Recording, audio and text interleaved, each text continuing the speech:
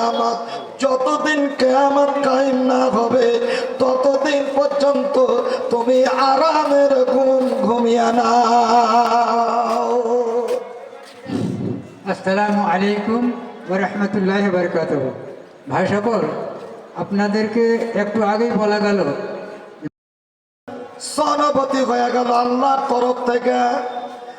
এই বেকার আসন আপনারা জানেন বা আপনারা দেখেছেন, আপনারা কত লোককে দিয়েছেন মাটি, বেনামাজি বেরোজাদার, জীবনে কোনোদিন নামাজ পড়েনি, বেঈমান কোনোদিন রোজা করেনি, মদ খেতে খেতে, জুয়া খেলতে খেলতে, সুদ খেতে খেতে, জেনা ব্যভিচার করতে করতে ওই জীবন কাটিয়ে দিল, হঠাৎ যেন মরে গেল।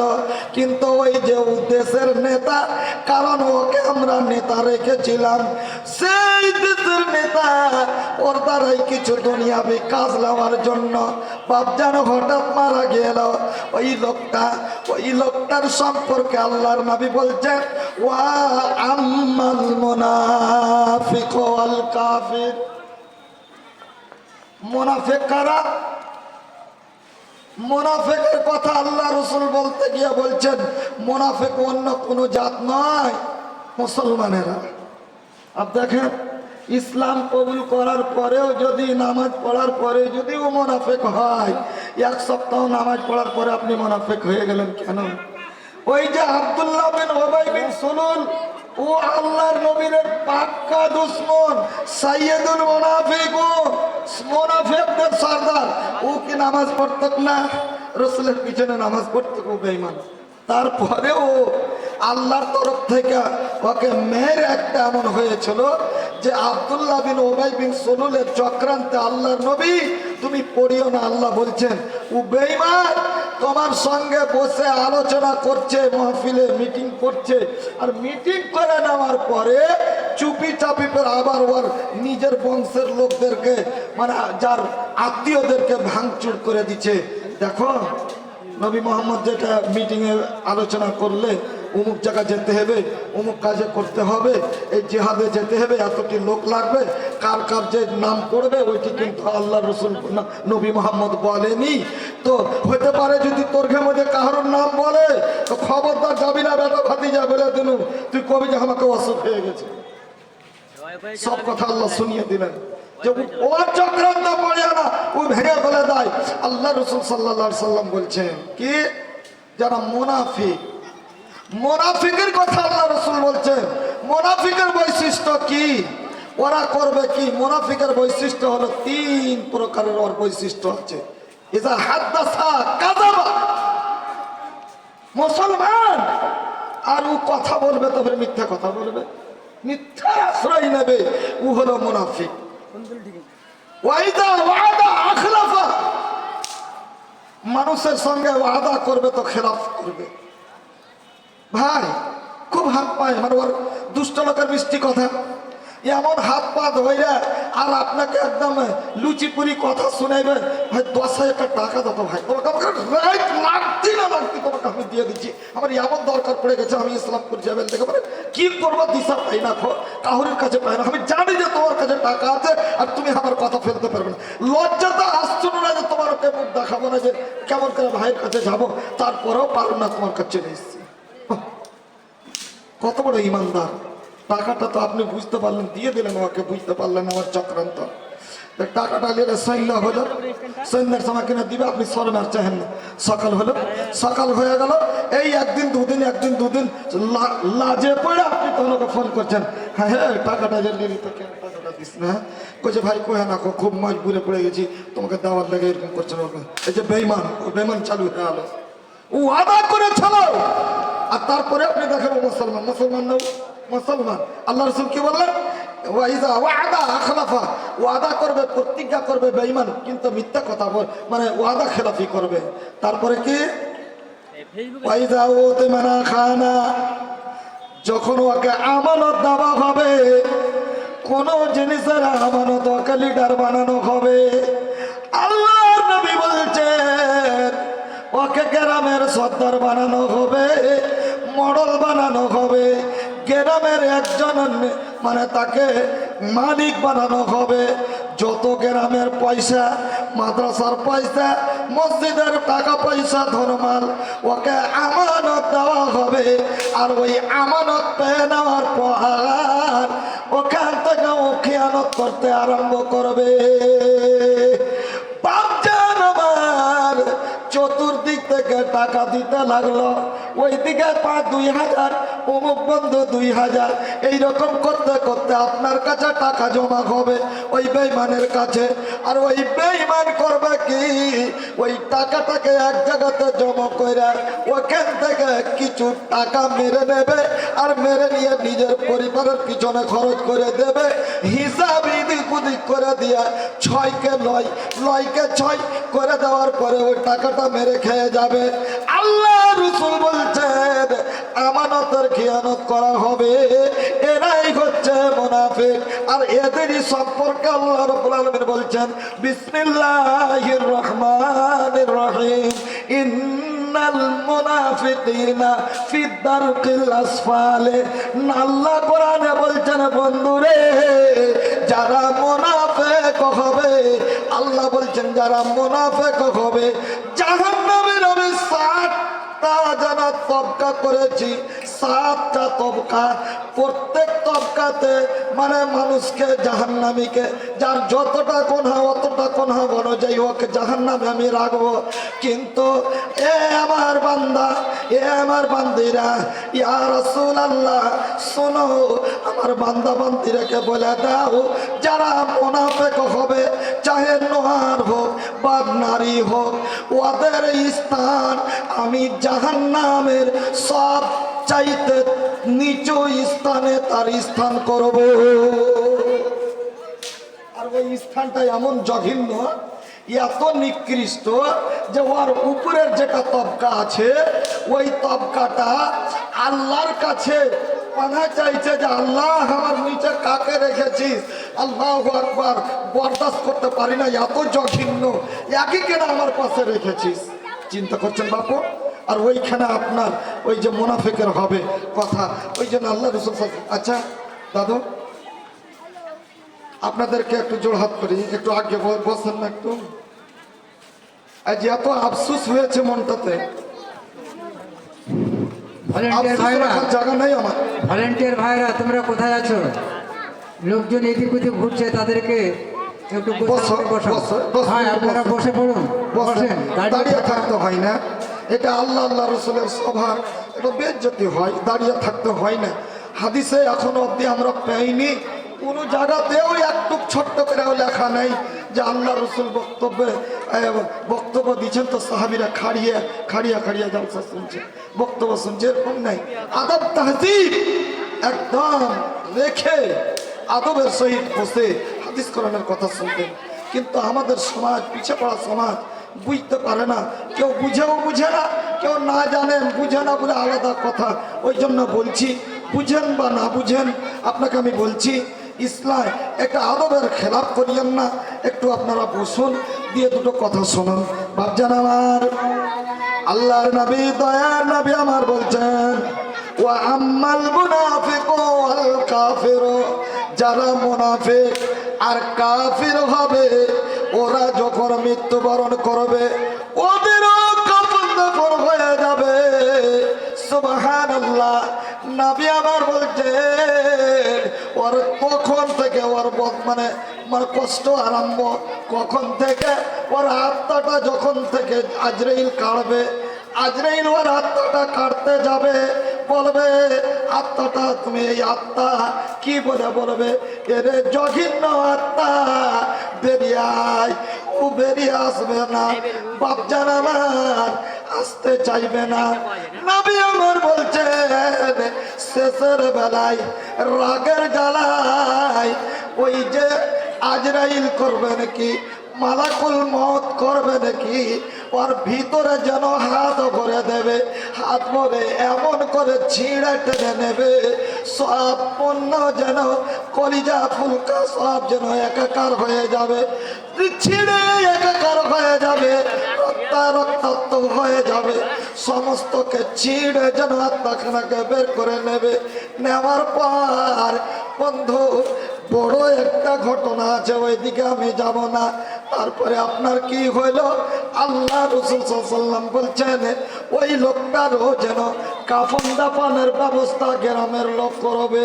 যদিও নামাজ পড়েনি, যদিও কোনোদিন রোজা করেনি, কোনোদিন ও ভালো কাজ করেনি, তবে ওকে যে ওপরে ফেলে দেবে, না না ফেলে না, ওকেরও কাপড়ের কাফন দাফনের ব্যবস্থা হয়।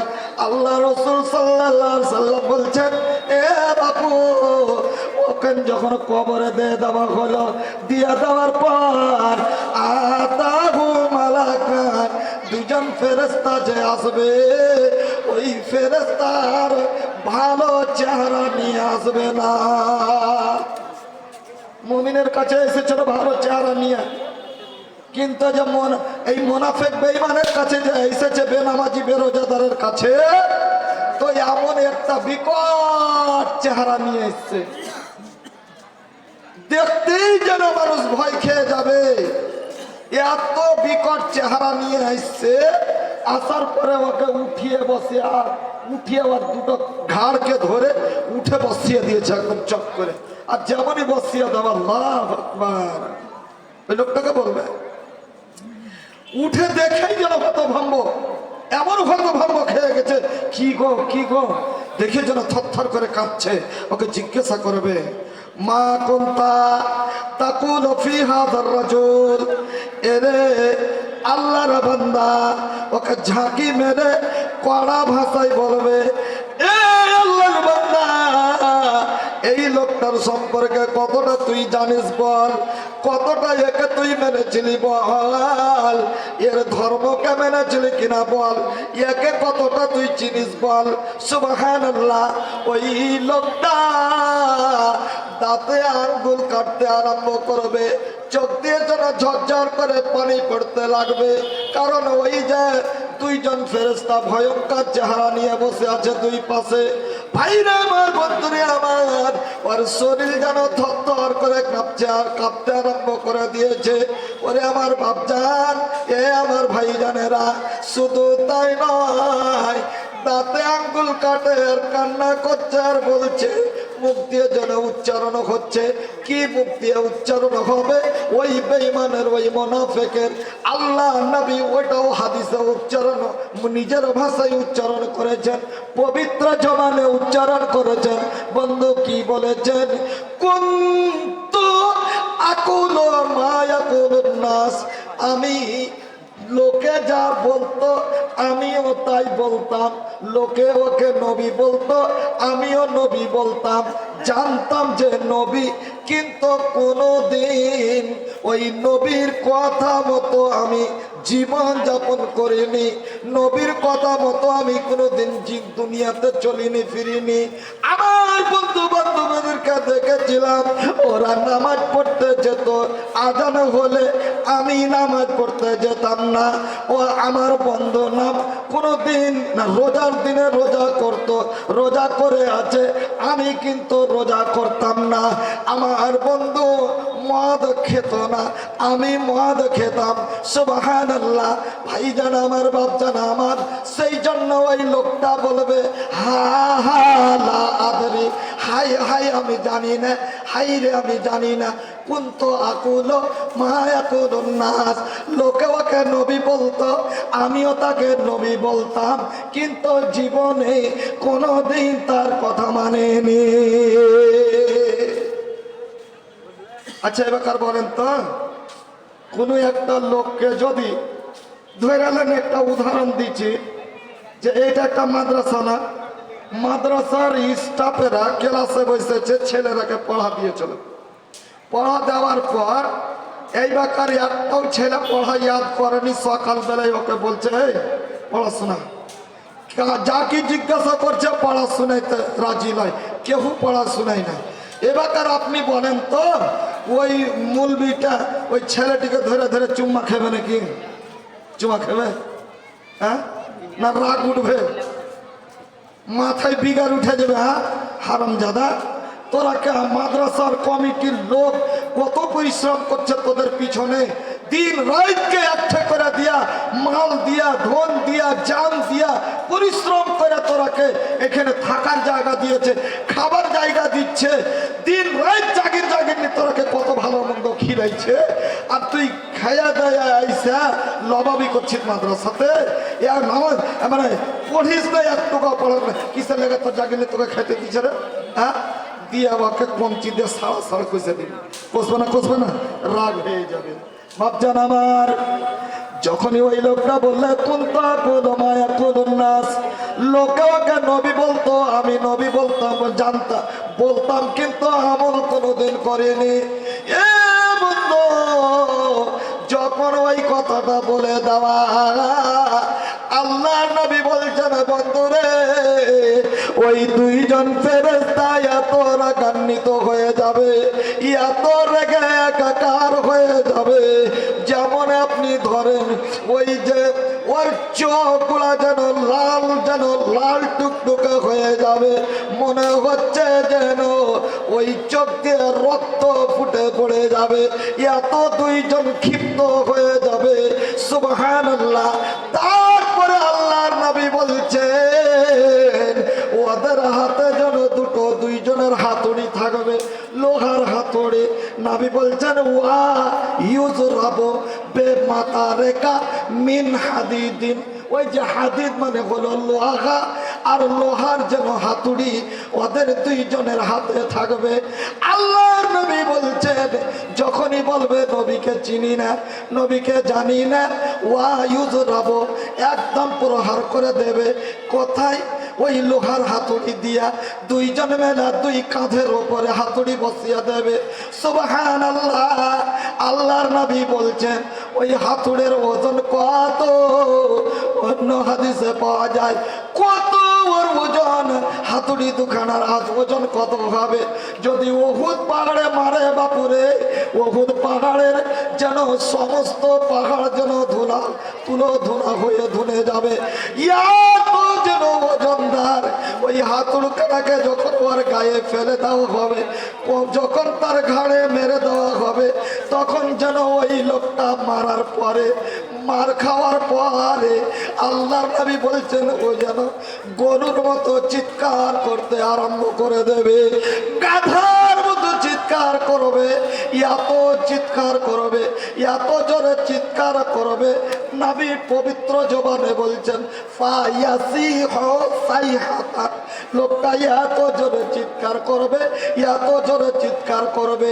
আল্লাহর নবী বলছেন জিন এবং ইনসান গায়রা সাকালাইন, মানে জিন এবং ইনসান ওই আওয়াজ ওর শুনতে, জিন এবং ইনসান ব্যতীত আল্লাহর যতগুলা মাখলুক আছে ওই লোকটার চিৎকার যেন শুনতে পাবে। ওয়াসমাউহা ইল্লা গায়রা সাকালাইন, ওর আওয়াজটা ওই যে মায়ের খানা পড়েছে বাপু, মারের চিৎকার, এত জোরে চিৎকার করে উঠবে, মার দেওয়ার পরে পড়ার পরে লোকটা চিৎকারের চোটে, যে আল্লাহর নবী বলছেন ওর আওয়াজখানা যেন জিন এবং ইনসানকে বাদ দিয়া সমস্ত পৃথিবীর মাখলুক শুনতে পাবে।